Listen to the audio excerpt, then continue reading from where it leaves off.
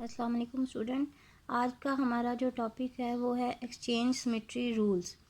अच्छा, अब मैं जो आपको ये सारे समझाने जा रही हूँ, ये आपकी उसमें डिटेल जो है एज सच नोट्स में नहीं है। ये सारी डिटेल जो है वो मैं आपको अंडरस्टैंडिंग के लिए बता रही हूँ।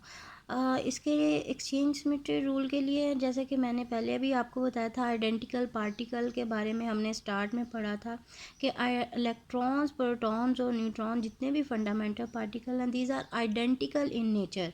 We can not distinguish between two electron or two protons because having the same mass and charge. Now if we are talking about the simplest element, that is the helium atom.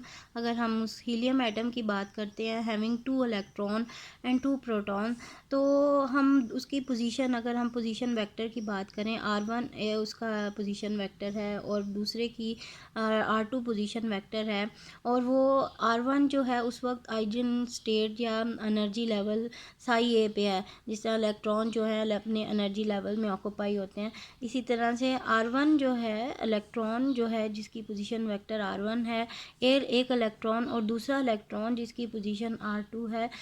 पहला जो है अगर for example energy level psi A पे है, दूसरा जो है वो एनर्जी लेवल साई बी पे है, दूसरा इलेक्ट्रॉन। तो ये इसमें कंफ्यूज होने की ज़रूरत नहीं है। हम इसकी जस्ट जो है एनर्जी लेवल की बात कर रहे हैं। इसमें कोई भी आप इसकी वैल्यू जो है वो पुट कर सकते हैं। साई ए ज़रूरी नहीं है आप इसको साई ए ही लिखें। अच्छा, अब जब हम एक्सचेंज पार्टिकल की बात करते हैं कि इलेक्ट्रॉन जब अपनी पोजीशन एक्सचेंज करेंगे, जब वो जंप करेगा, फॉर एग्जांपल इलेक्ट्रॉन जो है वो जंप करके एनर्जी लेवल जो है उस साई ए पे चला जाए, 2 वाला इलेक्ट्रॉन, और जो 1 वाला है वो साई बी पे चला जाए, तो हम इसमें डिस्टिंग्विश नहीं कर सकते क्योंकि इलेक्ट्रॉन जो है वो फंडामेंटल आइडेंटिकल इन नेचर हैं। इसकी मिसाल आप इस तरह से समझ सकते हैं, अगर 2 गर्ल्स हैं, एक फातिमा ले लें या एक कोई और सी लड़की ले लें, ज़ारा ले लें। अगर फातिमा और ज़ारा अपनी पोजीशन को एक्सचेंज करती हैं, वो अपनी जिस जगह पे बैठी हों वहाँ से वो उठ के तो दूसरी जगह पे चली जाएं, तो हमें ये पता चलेगा कि कौन सी लड़की जो है वो किधर पोजीशन, किस पोजीशन पे बैठी है। लेकिन इलेक्ट्रॉन्स जो हैं या प्रोटॉन्स, हाँ, ये फंडामेंटल आइडेंटिकल इन नेचर हैं। अगर वो अपनी पोजीशन एक्सचेंज करके दूसरी स्टेट पे चले जाते हैं, R2 साई ए पे चला गया, R1 जो है वो साई बी पे चला गया, हम इनमें जो है उसके लिए कोई मेजरिंग मेथड नहीं है कि हम अंदाज़ा लगा सकें कि अब ये वाला इलेक्ट्रॉन जो है वो इस स्टेट पे चला गया है। तो ये इस चीज़ को हम बेस करते हुए एक्सचेंज पार्टिकल जब हम उसको एक्सचेंज करेंगे, तो हमारे पास ये जो उसकी वेव फंक्शन सॉल्यूशन आ रहा है आफ्टर एक्सचेंज पार्टिकल, 2 हमारे पास ये पार्टिकल हैं। आफ्टर एक्सचेंज अगर हमारे पास ये वेव फंक्शन साई ए R1 आ रहा है, और ये बिफोर एक्सचेंज साई ए R1 पोजीशन पे था, साई बी जो है R2 पे था। After the exchange of particle हमारे पास क्या आएगा, इसकी पोजीशन जो है वो चेंज हो जाएगी, R1 R2 की पोजीशन पे चला जाएगा, तो इसकी जगह हम R2 लिख देंगे और इसकी जगह हम R1 लिख देंगे। तो यहाँ पे साई ए की जगह क्या आ जाएगा, आफ्टर एक्सचेंज R2 आ जाएगा, और साई बी जो है ये इसकी जगह वेव फंक्शन की जगह क्या आ जाएगा, R1। अब क्योंकि प्रोबेबिलिटी डिस्ट्रीब्यूशन जो है दोनों के लिए वो बिफोर एक्सचेंज ऑफ पार्टिकल और आफ्टर एक्सचेंज पार्टिकल दोनों के लिए सेम है। probability distribution is same for both the particles after before exchange and after exchange. ये बिफोर एक्सचेंज है हमारे पास प्रोबेबिलिटी, और ये आफ्टर एक्सचेंज है। तो इसमें हमारे पास कोई भी जो है डिफरेंस नहीं है, प्रोबेबिलिटी सेम है, इसलिए भी हम अंदाज़ा नहीं लगा सकते। लेकिन इसके जो हम सॉल्यूशन आएगा हमारे पास, ये क्या है, that is equals two plus minus psi R2 R1। ये आफ्टर एक्सचेंज हमारे पास ये आ जाएगी, हमारे पास वैल्यू एक प्लस साइन और माइनस साइन। तो हम इससे जो है दो हमारे पास आती हैं वैल्यूज़, एक सिमेट्रिक वेव फंक्शन और एसिमेट्रिक वेव फंक्शन। सिमेट्रिक और एसिमेट्रिक वेव फंक्शन की डेफिनेशंस हम पहले भी पढ़ चुके हैं। ये सारा मैं आपको इस वजह से रिवाइज़ करवा रही हूँ ताकि आप जो है इसको अंडरस्टैंड बेटर कर सकें। आप बेहतर तौर पे जो है इस आर्टिकल को, जो एक्सचेंज सिमेट्री रूल हम पढ़ रहे हैं, इसको बेहतर तौर पे आप पढ़ सकें। अच्छा, अब सिमेट्रिक अगर हमारे पास आफ्टर द एक्सचेंज पार्टिकल्स हमारे पास प्लस साइन आता है तो हम कहते हैं कि ये सिमेट्रिक वेव फंक्शन है, और ये जो है किस कैटेगरी में लाई कर रहे हैं, बोसॉन्स की कैटेगरी में लाई कर रहे हैं। और इसकी वैल्यू जो है वेव फंक्शन की आफ्टर एक्सचेंज हमारे पास क्या आ रहा है, साई ऑफ R2 R1।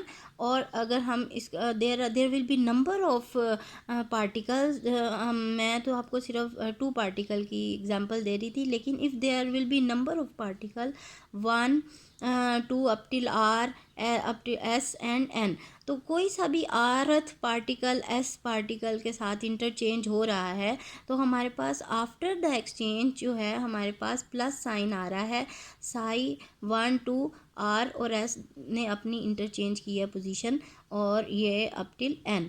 ठीक है, तो आफ्टर द एक्सचेंज इधर प्लस साइन आ रहा है, तो ये किस कैटेगरी में लाई कर रहे हैं, these are the symmetric wave function. और अगर आफ्टर द एक्सचेंज हमारे पास नेगेटिव साइन अगर हम लेते हैं तो वो क्या आता है, asymmetric wave function. Asymmetric wave function में क्या आ जाते हैं, फर्मियंस। ये बिलोंग किससे कर रहा है, फर्मियन से।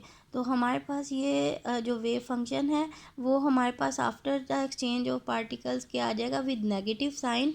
और इसमें भी हमारे पास सिर्फ 2 पार्टिकल नहीं है, 2 इलेक्ट्रॉन नहीं है, there will be number of electrons 1 2 till R S and N।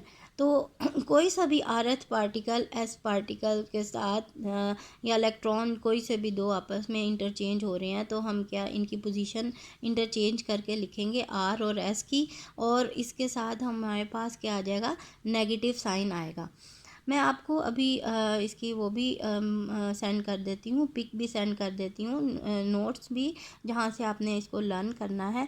ये सारी चीज़ें जो है मैं आपकी अंडरस्टैंडिंग के लिए आपको बता रही हूँ। तो जो क्वांटम पार्टिकल हैं ये हम किस में डिवाइड कर रहे हैं, ये पार्टिकल हम डिवाइड कर रहे हैं बोसॉन्स में और फर्मियंस में। बोसॉन्स जो हैं ये क्या है हमारे पास, ये सिमेट्रिक वेव फंक्शन है। अगर तो हमारे पास answer after the exchange particle जो है हमारे पास प्लस साइन आ रहा है, after the exchange of particle plus sign आएगा तो क्या आ जाएगा, वो वेव फंक्शन जो होंगे वो सिमेट्रिक होंगे और वो बोसॉन्स कहलाएंगे, और वो पॉली एक्सक्लूजन प्रिंसिपल को फॉलो नहीं करेंगे। ये चीज़ें आपने लर्न करनी है, ये चीज़ें आपको जो हैं उसमें MCQs की फॉर्म में, ऑब्जेक्टिव की फॉर्म में भी आ सकती हैं।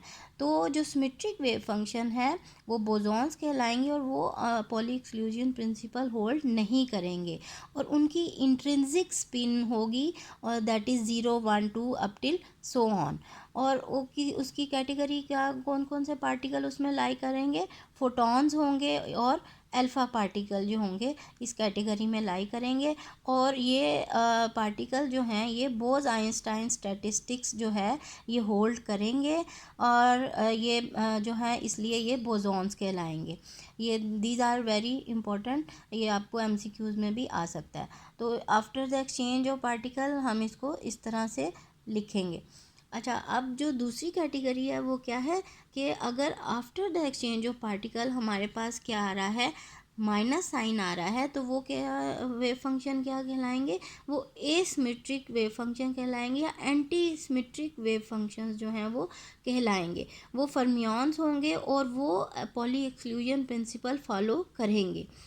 This is also very important for objective. और उनकी स्पिन क्या होगी, उनकी स्पिन जो होगी वो हाफ इंटेग्रल स्पिन होगी, that is minus half 1/2 -3/2 up till so on. और इसमें कौन कौन से एग्जाम्पल है, क्या कैटेगरी लाई करेगी, इलेक्ट्रॉन्स हैं, प्रोटॉन्स हैं, न्यूट्रॉन्स हैं, ये इस कैटेगरी में लाई करेंगे। और ये क्योंकि फर्मी ड्रैग स्टैटिस्टिक होल्ड करते हैं ये एंटी सिमेट्रिक फंक्शन जो हैं, इसलिए ये क्या कहलाएंगे, ये फर्मियंस कहलाएंगे। और ये इसकी after the exchange of particle हमारे पास इसकी वैल्यू क्या आएगी, नेगेटिव साइन के साथ हम इसको लिखेंगे। तो ये सारा जो था वो इसका डिटेल थी उसकी एक्सचेंज पार्टिकल के रूल से। तो आगे हम जो हैं वो नेक्स्ट आर्टिकल इंशाल्लाह मैं आपको नेक्स्ट में पढ़ाती हूँ।